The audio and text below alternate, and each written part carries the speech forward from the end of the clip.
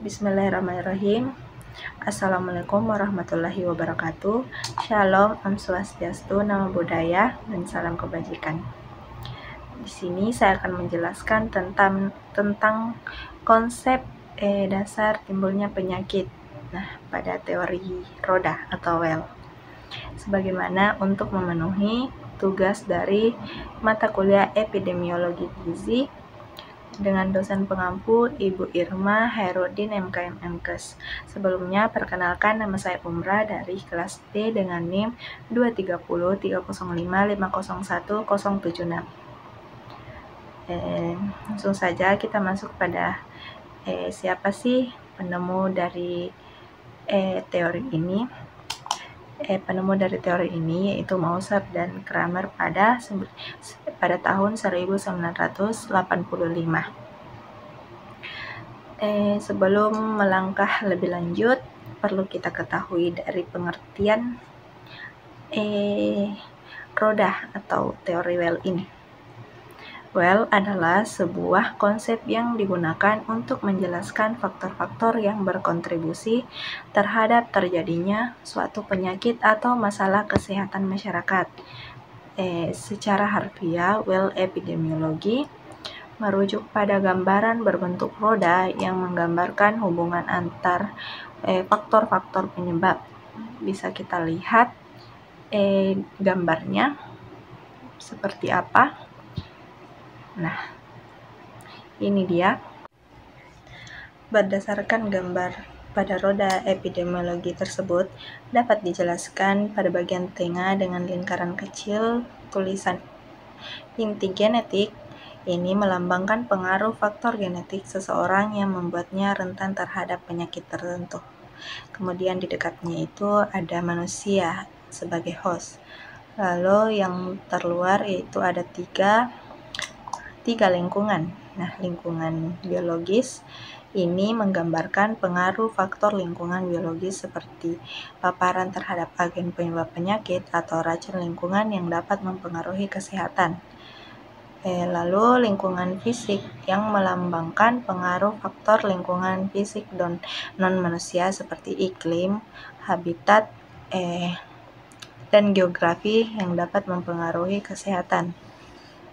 Kemudian lingkungan sosial ini menunjukkan pengaruh faktor-faktor sosial seperti adat dan budaya, pendidikan, norma sosial yang berpotensi mempengaruhi hasil kesehatan masyarakat.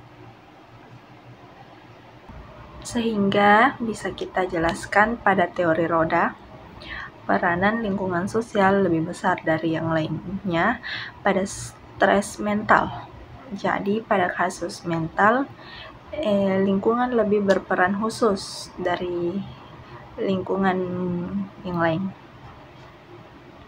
Kemudian peranan lingkungan fisik lebih besar dari yang lainnya pada sunburn. Jadi misalnya pada sinar matahari. Kemudian peranan lingkungan biologis lebih besar dari yang lainnya pada penyakit malaria dibanding dengan peran sosial, fisik, ataupun genetik. Lingkungan biologis ini lebih dominan. Terakhir, peranan inti genetik lebih besar dari yang lainnya pada kasus-kasus penyakit keturunan atau yang sifatnya menurun. Contohnya seperti apa? Yaitu diabetes mellitus. Jadi diabetes itu ada faktor keturunannya.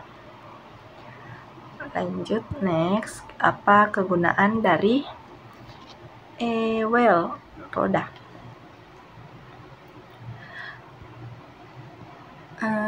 Konsep well epidemiologi digunakan untuk menjelaskan hubungan timbal balik antara berbagai faktor yang berperan dalam terjadinya suatu penyakit. Well melihat penyakit secara menyeluruh dan menganalisis pengaruh faktor-faktor mulai dari internal hingga eksternal secara komprehensif. Dengan menggambarkan faktor-faktor sebagai lapisan-lapisan yang saling berhubungan dalam bentuk lingkaran, well memberikan pemahaman yang lebih baik mengenai mekanisme epidemi, penyakit, dan interaksi antar unsur penyebabnya. Adapun kekurangan atau kelemahan dari UL ini yaitu terlalu sederhana. Nah, tidak menjelaskan faktor secara rinci dan mendalam. Kemudian keterbatasan waktu. Sulit menjelaskan aspek temporal perubahan epidemiologi. Lalu subjektivitas. Nah, subjektivitasnya kurang penetapan lapisan dan faktor bergantung pada peneliti. Lalu hubungan antar faktor tidak spesifik, hanya menggambarkan hubungan secara visual tanpa penjelasan mekanisme hubungannya. Yang terakhir, sulit diverifikasi model ini keabsahannya dari sisi ilmiah. Kelebihan dari teori Well ini yaitu pandangannya menyeluruh, melibatkan berbagai aspek penyebab penyakit. Yang kedua, keterkaitan antar faktor terlihat sistemik dan komprehensif, memudahkan perencanaan program terpadu dengan berbagai pendekatan, mengidentifikasi prioritas berdasarkan bobot pengaruh setiap faktor, memudahkan pemahaman mekanisme epidemiologi secara visual, kemudian mendorong pendekatan interdisipliner dalam penanganan masalah kesehatan. Sekian dari saya, terima kasih. Assalamualaikum warahmatullahi wabarakatuh.